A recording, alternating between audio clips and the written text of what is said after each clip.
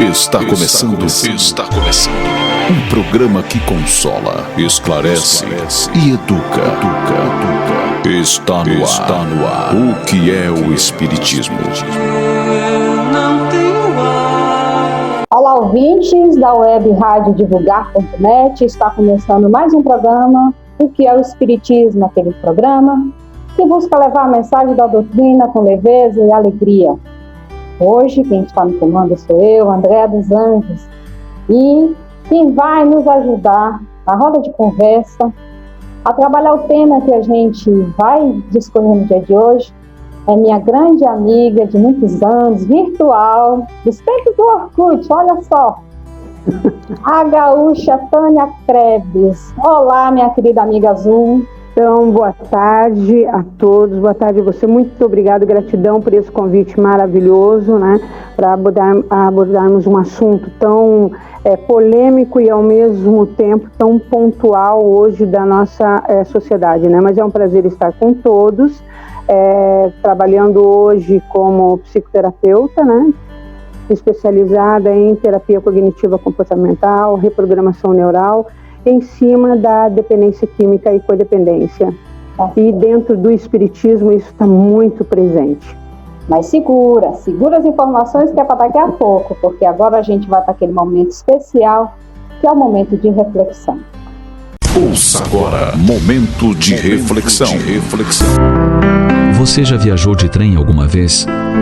Numa viagem de trem podemos notar uma grande diversidade de situações ao longo do percurso. E a nossa existência terrena bem pode ser comparada a uma dessas viagens mais ou menos longa. Primeiro porque é cheia de embarques e desembarques, alguns acidentes, surpresas agradáveis em alguns embarques e grandes tristezas em algumas partidas. Quando nascemos, entramos no trem e nos deparamos com algumas pessoas que desejamos que estejam sempre conosco. São nossos pais. Infelizmente, isso não é verdade. Em alguma estação eles descerão e nos deixarão órfãos de seu carinho, amizade e companhia insubstituíveis. Mas isso não impede que durante a viagem outras pessoas especiais embarquem para seguir viagem conosco. São nossos irmãos, amigos, amores. Algumas pessoas fazem dessa viagem um passeio. Outras encontrarão somente tristezas. E algumas circularão pelo trem prontas a ajudar a quem precise. Muitas descem e deixam saudades eternas. Outras passam de uma forma que quando desocupam seu assento ninguém percebe. Curioso é constatar que alguns passageiros que nos são caros se acomodam em vagões distantes do nosso, o que não impede, é claro, que durante o percurso nos aproximemos deles e os abracemos, embora jamais possamos seguir juntos, porque haverá alguém ao seu lado ocupando aquele lugar. Mas isso não importa, pois a viagem é cheia de atropelos, sonhos, fantasias, esperas, despedidas. O importante mesmo é que façamos nossa viagem da melhor maneira possível, tentando nos relacionar bem com os demais passageiros, vendo em cada um deles o que tem de melhor. Devemos lembrar sempre que em algum momento do trajeto eles poderão fraquejar, e provavelmente precisemos entendê-los, porque nós também fraquejaremos muitas vezes, e certamente haverá alguém que nos entenda e atenda.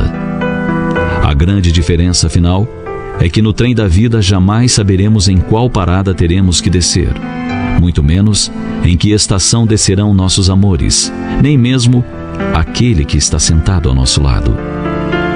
É possível que quando tivermos que desembarcar, a saudade venha nos fazer companhia, porque não é fácil nos separar dos amigos, nem deixar que os filhos sigam viagem sozinhos. Com certeza, será muito triste. No entanto, em algum lugar há uma estação principal para onde todos seguimos. E quando chegar a hora do reencontro, teremos grande emoção em poder abraçar nossos amores e matar a saudade que nos fez companhia por longo tempo. Que a nossa breve viagem seja uma grande oportunidade de aprender e ensinar, entender e atender aqueles que viajam ao nosso lado, porque não foi o acaso que os colocou ali. Que aprendamos a amar e a servir, compreender e perdoar, pois não sabemos quanto tempo ainda nos resta até a estação onde teremos que deixar o trem.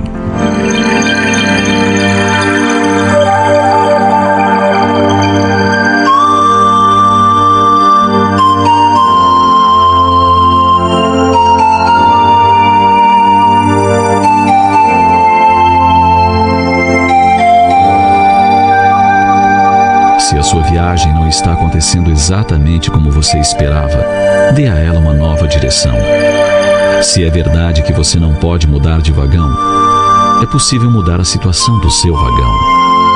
Observe a paisagem maravilhosa com que Deus enfeitou todo o trajeto. Busque uma maneira de dar utilidade às horas. Preocupe-se com aqueles que seguem viagem ao seu lado. Deixe de lado as queixas e faça algo para que a sua estrada fique marcada com rastros de luz. Pense nisso. E boa viagem.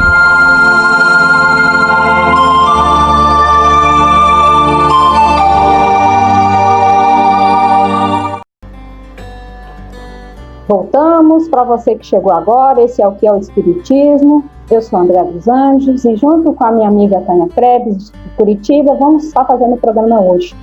Você que ainda não baixou o nosso aplicativo, baixe, acompanhe. Temos programação 24 horas por dia, todos os dias da semana, com música, poesia, arte, estudos, mensagens, informação da doutrina espírita. Acompanhe também, siga-nos, a gente na rede social divulgar.net. E vamos então, porque o tema é difícil, respeitemos a vida, drogas não. Como Tânia falou no primeiro bloco, é pontual, é necessário, mas a gente vai discorrer e levar a mensagem e de acordo com a doutrina espírita. Tânia, antes da gente entrar a fundo no tema, eu gostaria que você falasse um pouquinho de você, da sua experiência, tanto profissional como trabalhadora espírita, nessa frente das drogas, para o pessoal entender a sua fala, ver assim, olha, ela tem esse envolvimento e pode explicar bem direitinho para a gente. Então, como eu havia citado, como já citei, eu sou psicoterapeuta, eu trabalho com terapia cognitiva comportamental e trabalho com reprogramação neural. E dentro do campo de trabalho da psicoterapia, eu trabalho com dependência química, sou responsável por comunidades terapêuticas, masculina e feminina, e trabalho com codependência, que é a patologia familiar que vem da dependência química. E como espírita, eu desempenho esse trabalho já há 39 anos. Há 39 anos, entreguei a idade, há 39 anos que a gente vem trabalhando tanto na dependência química quanto na codependência, que hoje é um fator primordial da nossa sociedade no sentido patológico. Então, esse é um assunto que muita gente não quer nem falar, quanto mais trabalhar. Isso. É difícil até profissionais que se especializam nesse tipo de tarefa. O que foi que te levou a essa frente? Na realidade, a espiritualidade. Então, foi entrando naturalmente na minha vida, porque eu, na minha adolescência, morei no Rio de Janeiro, que desde aquela época já era um campo muito grande. Eu sempre brinco que eu venho de uma época em que a droga era enviada por estilingue, Então, não tinha celular, não tinha nada disso. E a juventude naquela época, os meus amigos já usavam muito entorpecente, muitos. Então, isso acabou fazendo com que eu andasse nesse caminho, tentando ajudar os meus amigos, mesmo na época de adolescente, a já sair disso. Quando eu conheci o meu marido é dependente químico, desde muito jovem, e está há 38 anos limpo, Então, conheci ele quando ele estava saindo do uso da drogadição, e tenho um filho, que é o meu caçula, que é dependente químico, em recuperação já há uns 5, 6 anos. Aí, Tânia, eu te pergunto, essa demanda veio, você já trabalhava com drogas ou a partir daí você já tinha essa vivência? Isso que veio já em relação aos meus amigos. Eu tinha amigos e principalmente uma grande amiga minha amiga de infância, ela era usuária de cocaína injetável. E aquilo me horrorizava e eu tentava tirá-la disso, e aí eu acabei conhecendo e indo atrás para poder ajudá-la. Para o pessoal entender, a Tânia, eu acompanho há muito tempo o trabalho dela, e Tânia vai nos locais em que as pessoas estão, às vezes num estado deplorável do uso, quase tendo uma overdose. A Tânia entra, ela resgata, ela bate de frente com o traficante. É um trabalho bastante desgastante, realmente só a espiritualidade mesmo para te sustentar, porque eu sei que tu vira à noite, não tem hora.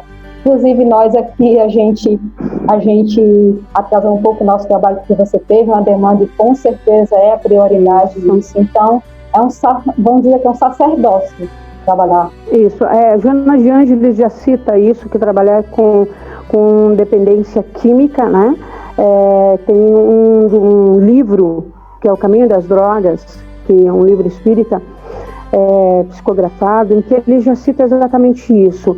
É o trabalho que os profissionais acabam, como eu não sou tecnocrata, então eu não sou profissional de teoria, eu sou profissional da prática. Então eu entro em boca, eu faço resgate, as comunidades terapêuticas são homens com tornozeleira eletrônica, onde a droga é o menor do problema deles, eles têm sangue nos olhos, porque o instinto deles é poder, o instinto que a drogação, o exercício da drogadição traz esse falso poder, né? Então é o poder de torturar, o poder de decidir a vida ou a morte de alguém.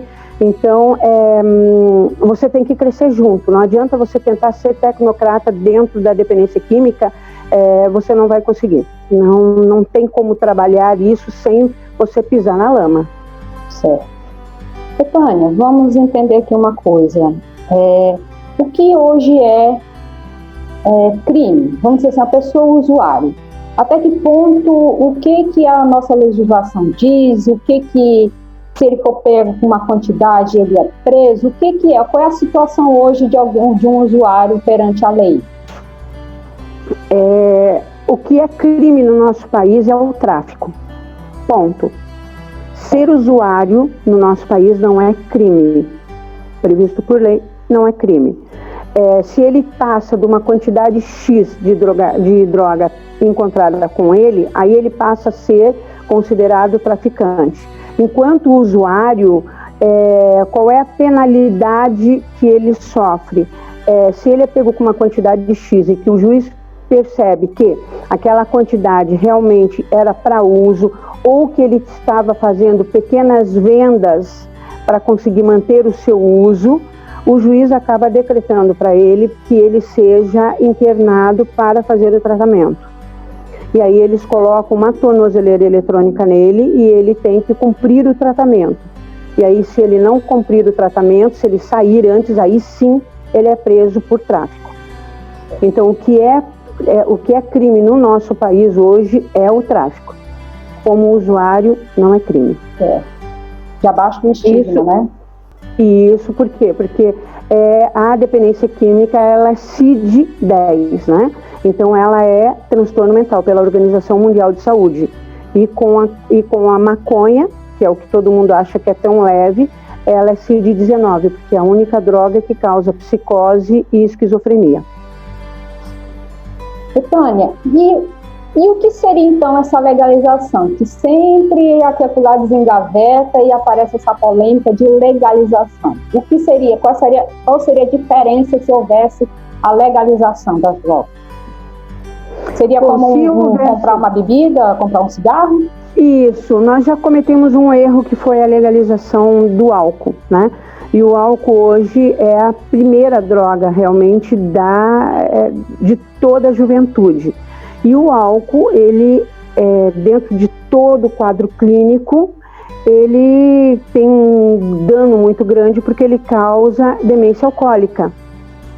Então, o indivíduo acaba usando fralda, porque o álcool ele trabalha no esfíncter, ele demole o esfíncter, então ele começa a usar fralda, ele começa a desaprender a comer, enfim, ele causa demência.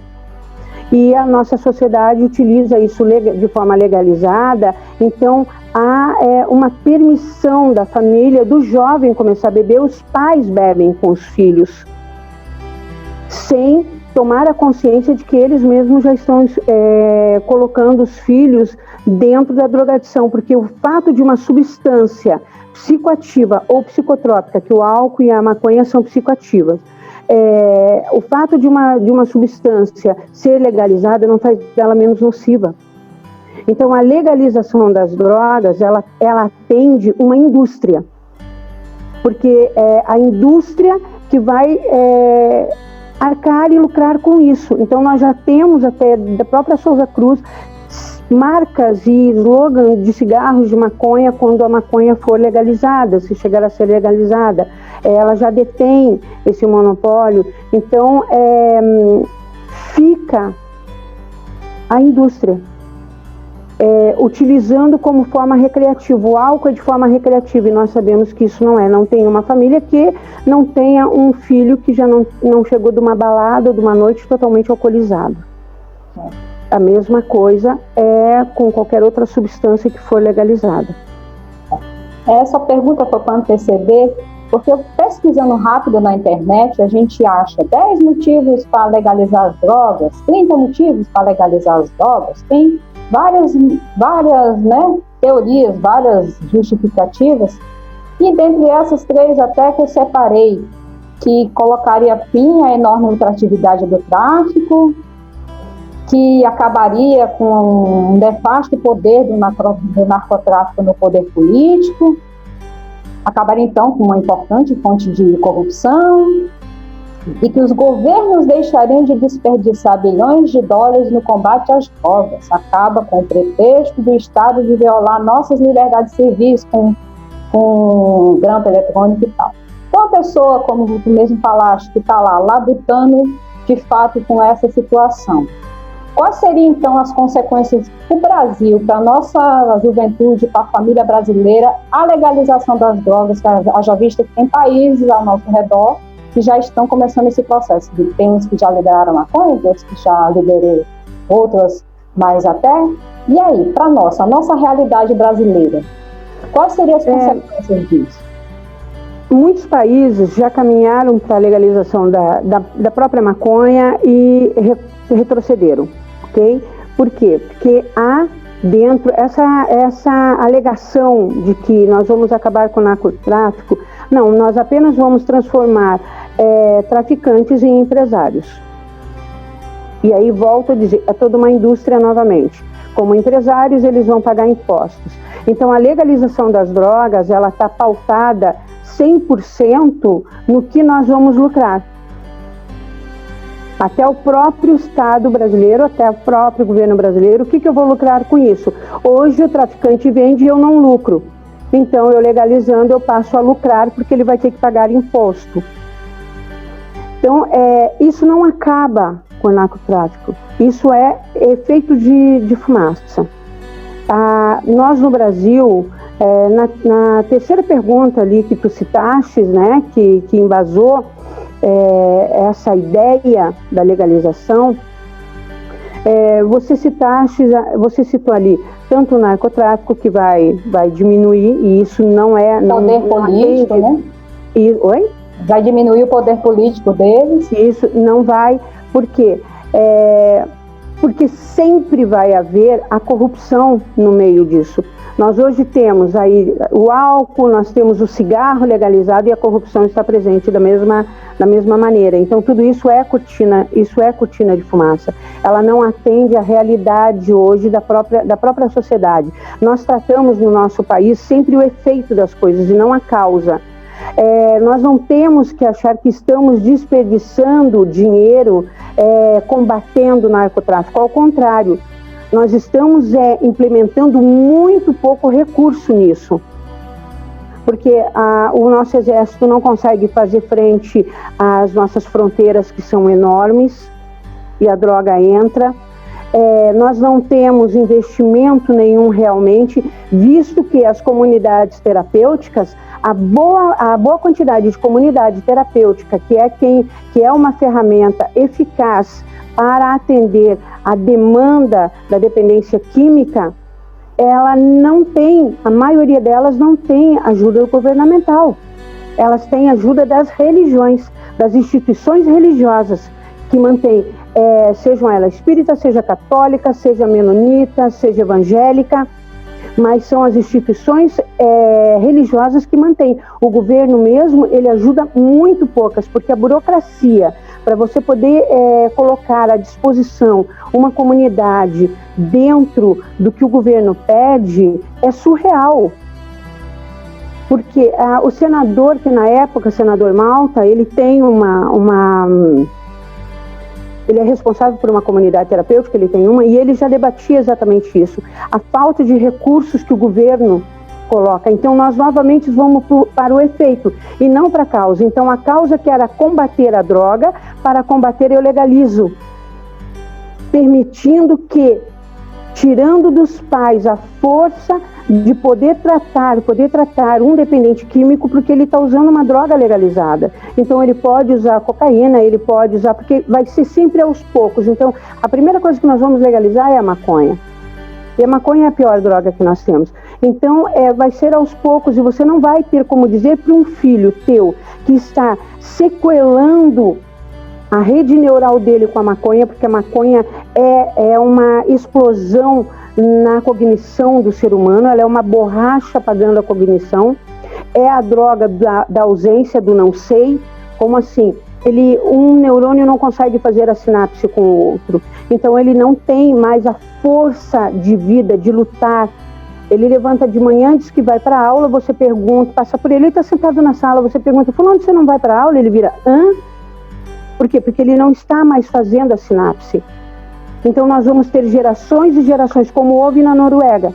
A Noruega legalizou e em 10 anos ela explodiu, porque ninguém mais ia para a faculdade, ninguém mais trabalhava, ficavam todos usando maconha dentro das instituições, dentro de verdadeiros hotéis feitos para venda da droga, e o país quase teve um colapso. E aí ele reverteu, novamente transformou ela em proibição, em crime, e teve um colapso também, porque ela tem agora uma geração de jovens inúteis para a sociedade, que não faz a sociedade girar. É muito sério tudo isso. Dentro de uma família há um colapso. Um dependente químico traz um colapso familiar. E hoje, Tânia, com essa pandemia, as pessoas enclausuradas, elas aumentou o consumo? Aumentou muito, muito. Por quê? Porque o dependente químico, a dependência química, ela é uma predisposição orgânica, entre outros fatores, ok? Uhum. E automaticamente essa reclusão, ela causou ansiedade, ela causa estresse, ela causa discórdia entre as famílias, e o governo com o auxílio emergencial, da forma que foi feito, liberou para muitos dependentes químicos que estavam até internados fazendo o tratamento, liberou, e dinheiro na mão de dependente químico é vento. Então, no que eles se apoderaram desse dinheiro, saiu maciçamente do tratamento muitos e muitos dependentes químicos. Abandonaram o tratamento, foram para as ruas, foram para as bocas, foram para as biqueiras, e nem chegaram a voltar para casa, saíam direto dali da Caixa Econômica para a biqueira e voltavam ao mesmo sistema. Então, a pandemia teve uma explosão dentro da dependência química. E com essa questão de ficar todo mundo dentro de casa, os pais que não sabiam, os responsáveis, vamos dizer assim, que nem sempre os pais, que houve mais descoberta dessa situação, de um membro estar na drogadização, um pai que não sabia que o filho se drogava, e o fato dele estar agora em casa, né, pelo distanciamento social, houve mais descoberta dessa situação? Houve sim. Porque muitos pais, como estão fora, trabalhando, enfim, não estavam prestando atenção. Todo dependente químico, ele vem de uma família disfuncional, né? Em algum momento aquela família não funcionou. E eles não estavam prestando atenção. E se prestavam atenção que tinha alguma coisa, às vezes há muito conluio da mãe com o dependente químico, que ela não quer, numa superproteção, não quer que ninguém saiba que o filho está. Outros é preconceito, porque sabe que o pai vai achar que o filho é vagabundo, que o filho não vai interpretar isso como uma doença. Então há muito conluio familiar também com essa situação. E aí, vindo todos dentro do mesmo ambiente por causa da pandemia, eles tiveram que se ver de frente, se defrontar. E aí, por incrível que pareça, muitos familiares permitiram, foram bem permissivos em que os filhos usassem dentro de casa. Porque tem aquele mito de que se ele usar maconha dentro da minha casa, se ele cheirar dentro da minha casa, ele vai estar salvaguardado, pelo menos ele não está correndo risco na rua. E aí o pai, a mãe, a família é que vira o traficante do próprio filho. Nós temos casos de familiares que passam, esposas e pais que passam na boca, compram e levam para que ele use em casa, no mito de que ele vai correr menos risco.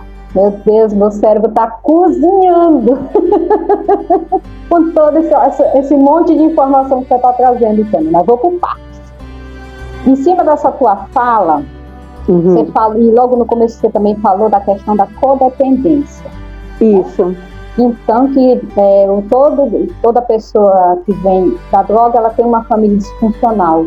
Explica melhor isso pra gente. Como é que, então, a família está, e no momento que a família descobre essa situação, tu já falou uma parte, que muitas das vezes se torna permissiva.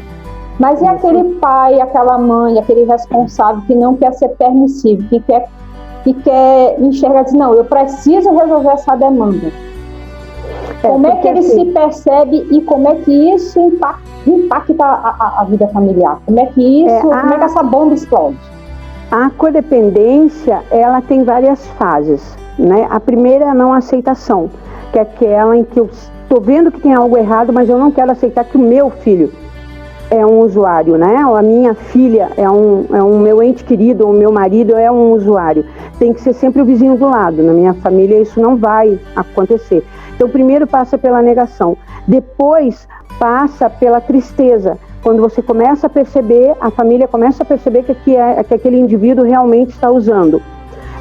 E aí, em seguida, entra num mar de depressão. O último estágio, o penúltimo estágio é a raiva. A família começa a sentir muita raiva daquele dependente químico. E aí é quando começa as brigas e se defrontar dentro de casa, de uma forma disfuncional. E por último, aceita. E aí, quando aceita, ou larga ele e faz de conta que não está vendo mesmo, ou acaba participando disso, que é aquilo que eu citei. As famílias sabem que ele usa, mas dizem, não pode usar aqui dentro de casa, ou pode usar aqui dentro de casa, só não me deixa ver. Então, a codependência é uma patologia em que eu puxo a responsabilidade do outro para mim. E eu sei que o meu filho não está legal, que o meu filho não está bem, que ele não está indo trabalhar hoje por causa da droga, eu ligo para o trabalho dele e dou uma desculpa qualquer, dizendo que ele está passando muito mal, e eu vou facilitando esse uso, eu coloco esse indivíduo num estado, numa zona de conforto, e ele não precisa fazer movimento nenhum para mudar. E até os pais que querem que os filhos saiam disso, por falta de informação, que há muito grande no nosso país, e as informações que vêm distorcidas, não sabem para onde correr, não sabem como fazer. Os tratamentos no Brasil são caros, as clínicas particulares são muito caras, eles não sabem para onde levar, e as comunidades terapêuticas, muito poucas, são legalizadas. Então você acaba botando o teu filho numa comunidade terapêutica, achando que você está fazendo um colibri, você está fazendo um urubu. Por quê? Porque ela não é legalizada, e é o que você vê dentro dos ônibus e na esquina, dependentes químicos vendendo pão, chaveiro, caneta. Isso é ilegal, isso é crime previsto por lei. A comunidade não pode expor um dependente químico, ele tem que ter a sua privacidade mantida, porque depois do tratamento, ele vai voltar novamente à sociedade e ele tem que ter o direito de não querer que as pessoas saibam que ele é um dependente químico, porque ele vai ser dependente químico para o resto da vida, mas ele está sob controle, tendo a dependência como na sua recuperação. Então, isso que você vê nas ruas, dependentes químicos com camisetas de comunidades vendendo, seja lá o que for, pano de prato, pão, isso é ilegal. Não dá. E essa comunidade não está legalizada, então ele não está fazendo tratamento. Porque o que acontece? Ele vende, vamos dar um exemplo do pão. Ele tem 10 pães para vender, ele dá 8 pães para, o custo de 8 pães para a comunidade e ele pode ficar com 2. E aí ele compra a droga dele e utiliza na própria comunidade. A comunidade permite que ele utilize ali dentro uma cota X de substância. Então isso não é tratamento. Então é muito complicado no nosso país, por isso que os pais se perdem muito e não sabem, não vem com código de barra, né? Quem dera que ter um filho, um ente querido ou casar com uma mulher ou um homem dependente químico viesse com código de barra de como se comportar, mas na realidade não tem. É procurar, sim, procurar ajuda, procurar as federações de comunidades terapêuticas, procurar a própria OAB, que ela encaminha para onde possa esclarecer sobre o assunto, procurar informações fidedignas, que é muito complicado. Nossa, e em cima também da sua fala, eu vou pegar aqui um outro gancho. O nosso tema, Respeitemos a Vida, Drogas Não, eu tirei do livreto da FEB. A FEB disponibiliza esse livreto em PDF para as pessoas baixarem e ler.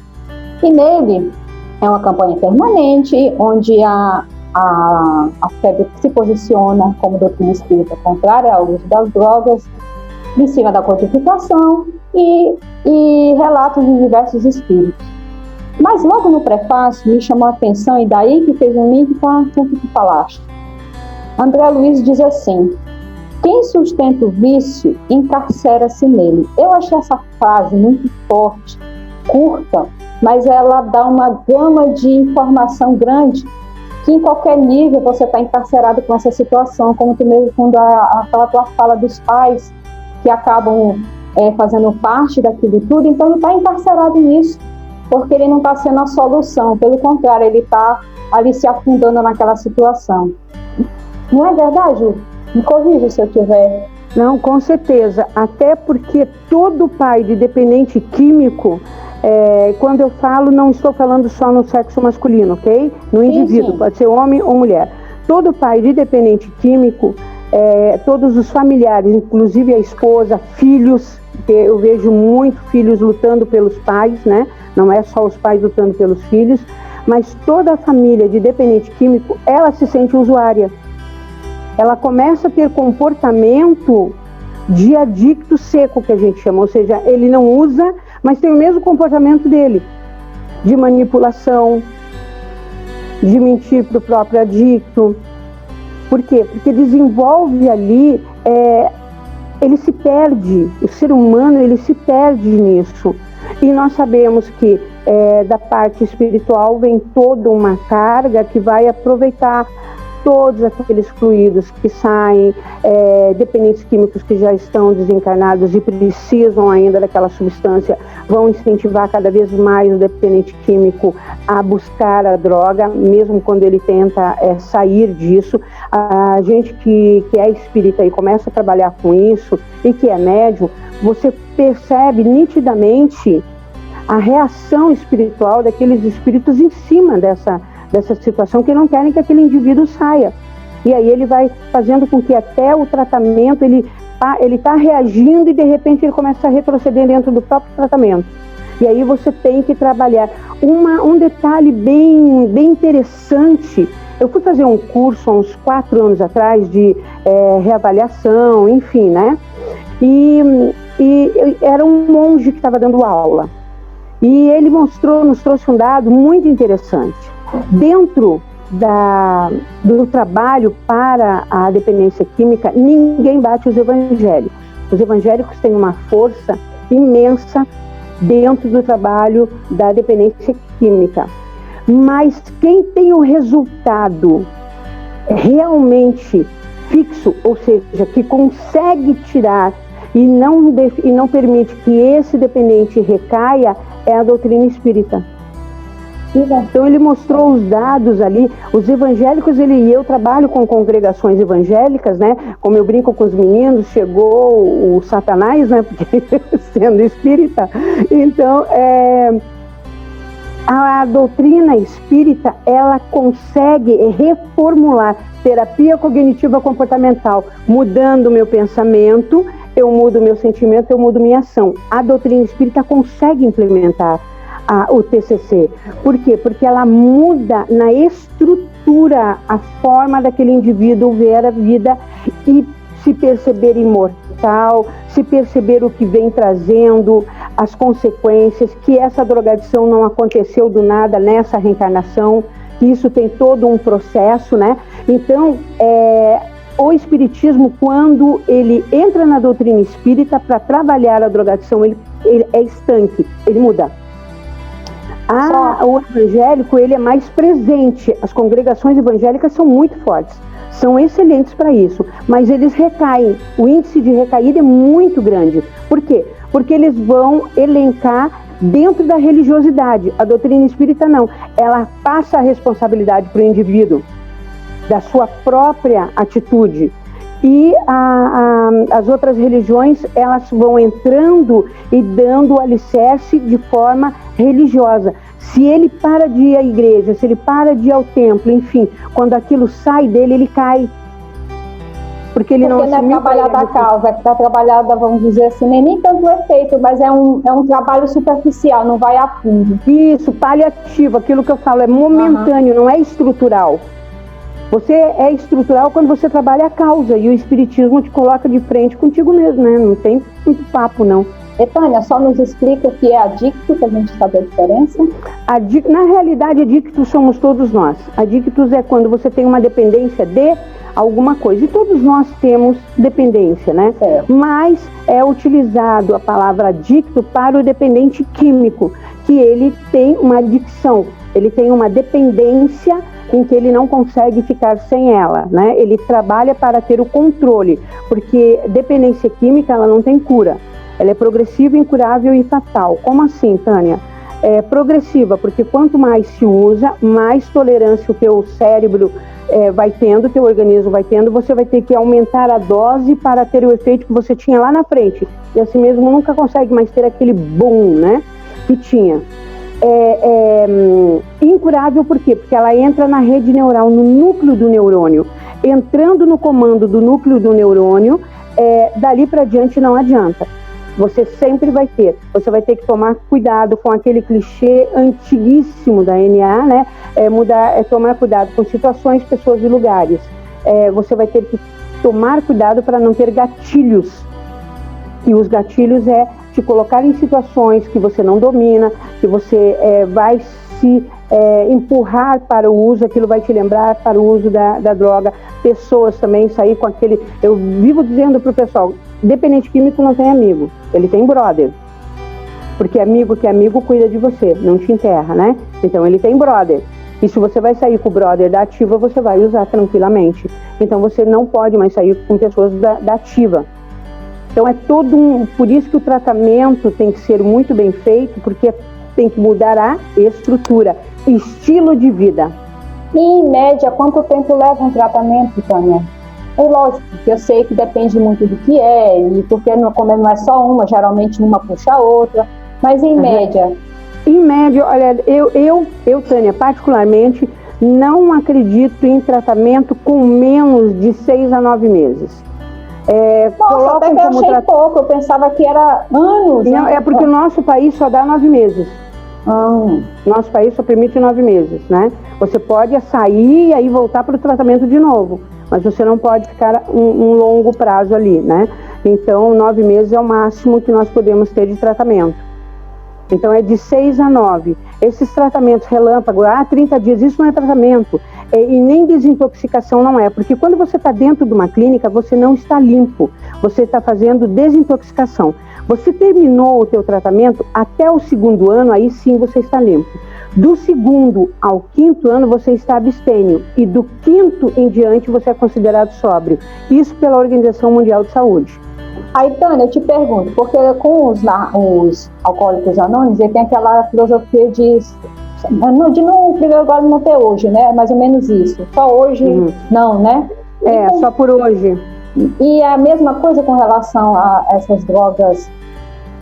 Sim, porque aquilo que eu te falei, eles separaram no nosso país, como o álcool e o cigarro são legalizados, eles separaram isso das substâncias psicotrópicas e psicoativas, mas a realidade é que é uma coisa só, porque eles são drogas, né? Não importa que a maconha, a cocaína, a heroína sejam legalizadas, não vai tirar deles o efeito nocivo. Nós temos aí essa discussão agora que está com o projeto de lei, né, o PL 399/15, querendo legalizar a maconha de forma medicinal. Isso é uma piada. Isso, volta a dizer, é novamente para a indústria trabalhar de forma recreativa, tentar sustentar o mito da forma recreativa. Eu posso usar, porque a dependência química ela tem 4 estágios. Recreativo, o habitual, o usuário e o dependente químico, que é a base da pirâmide, né? Então, o recreativo é aquele que uma vez ou outra eu uso. O habitual é aquele que todo final de semana eu dou uma usada. O usuário é aquele que dia sim, dia não. E o dependente químico é aquele que não consegue mais parar, que tem que ser várias e várias doses todo dia, em grande quantidade, e vai aumentando cada vez mais.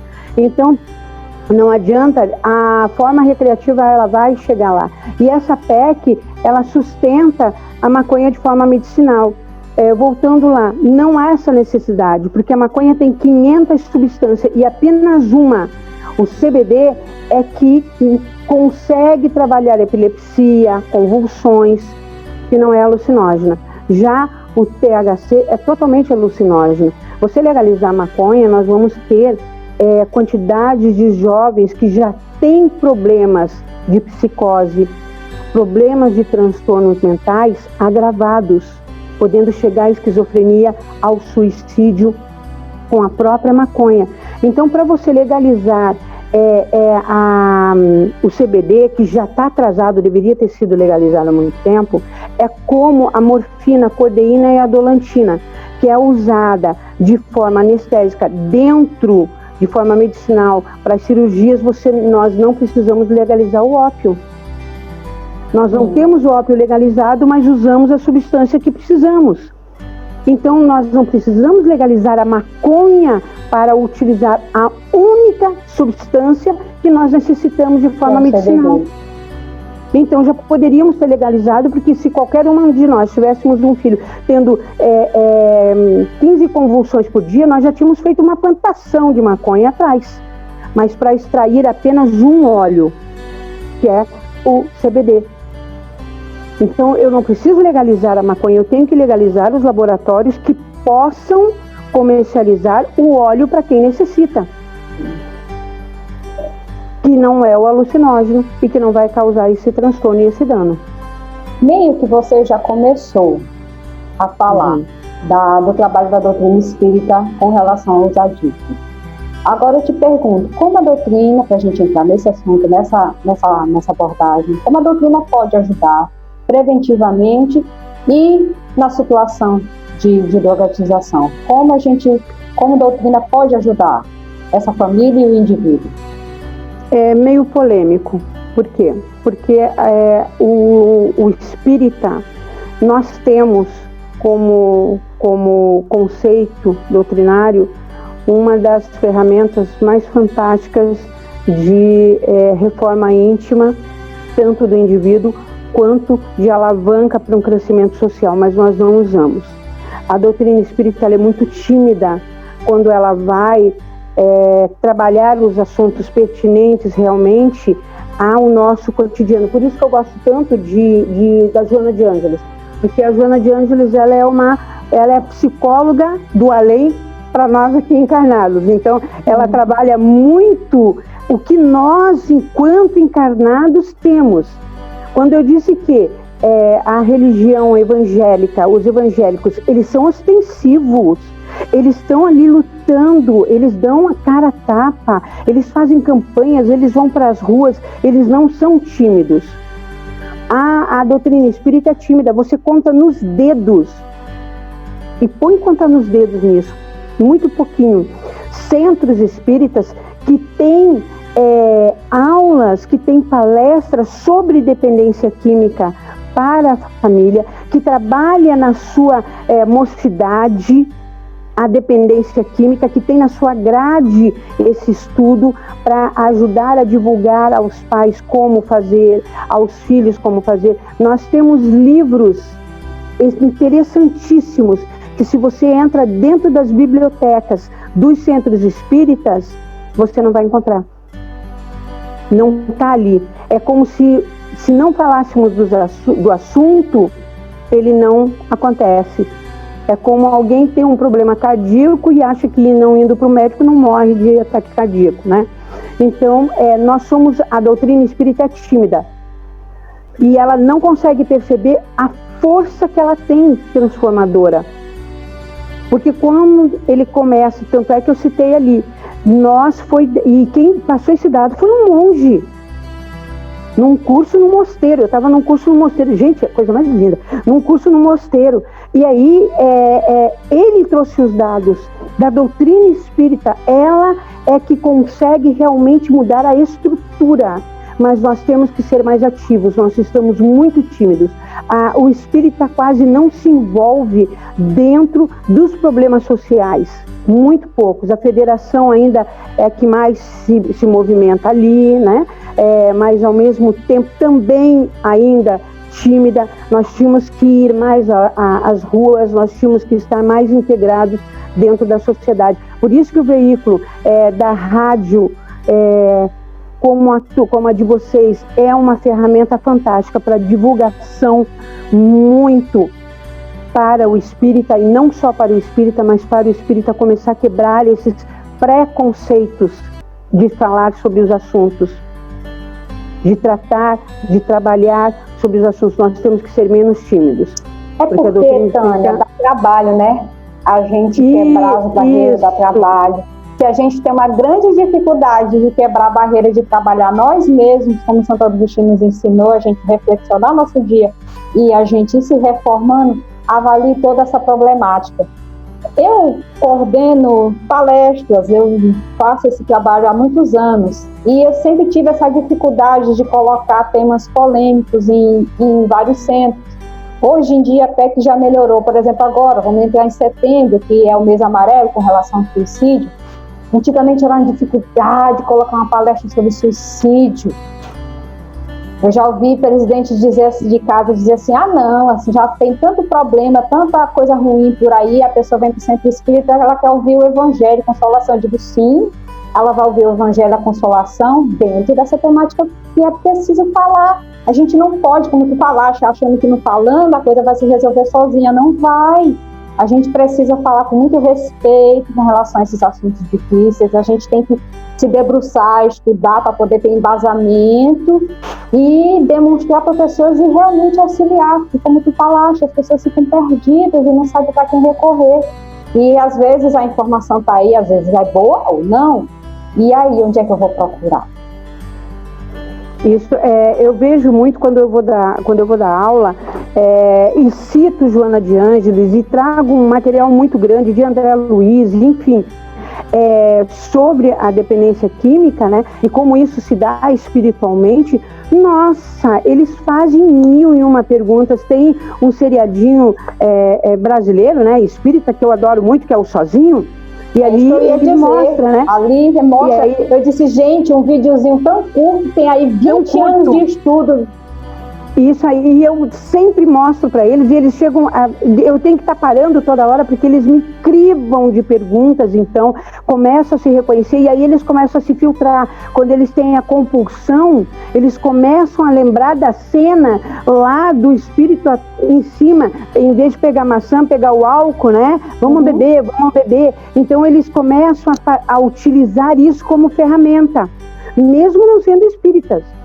Sim, sendo até evangélicos, eles dão outras denominações, né, para dizer daquela influência nefasta, mas eles começam a se filtrar. Ei, peraí, eu não estou sozinho, eu estou tendo compulsão, eu estou tendo vontade, porque estão aqui, ó, me aguçando, Satanás no meu ouvido, e aí eles começam a se firmar, eu não vou, eu não quero, eu vou conseguir trabalhar com isso. Por isso que a doutrina espírita, ela vem e transforma na estrutura, porque aquele indivíduo vai tendo resiliência, controle, força de vontade para trabalhar consigo mesmo, porque ele começa a perceber que ele não está sozinho.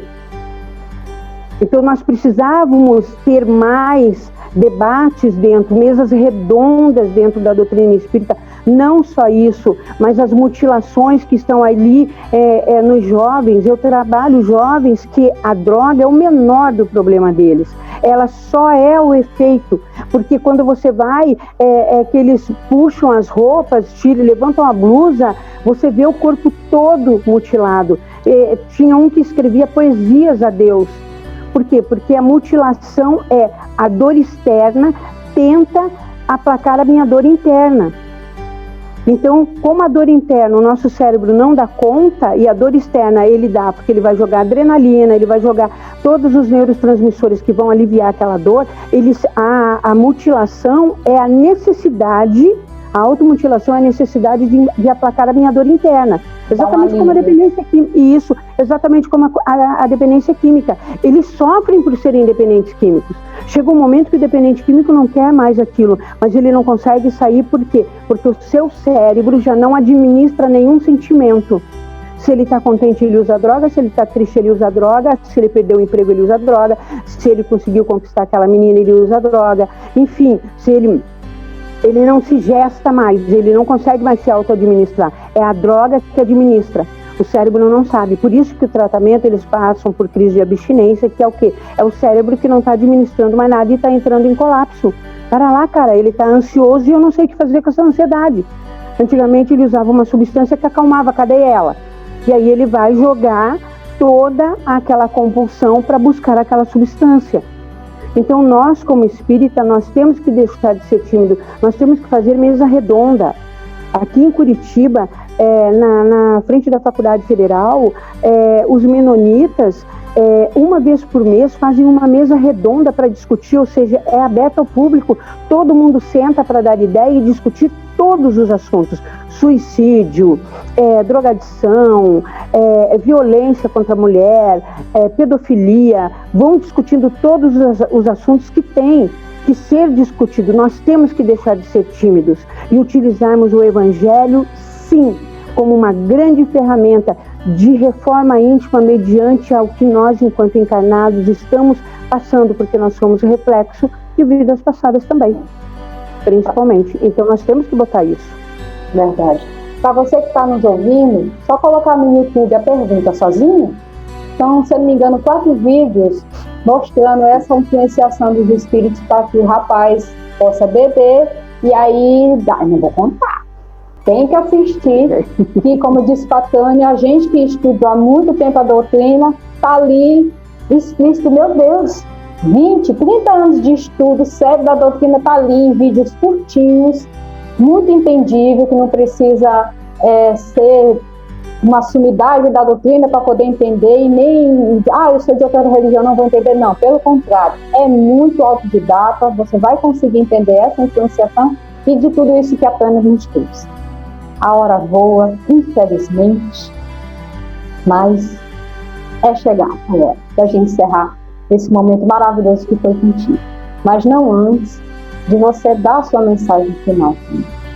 Para aquele pai que descobriu que seu filho está envolvido e que se sente perdido e não sabe o que fazer, para aquele que está nessa situação e quer sair, e para aquele jovem que está pensando, porque a gente sabe que nessa adolescência a gente quer muito ser aceito e às vezes aquela turma legal usa de vez em quando, e eu estou na dúvida se eu experimento ou não.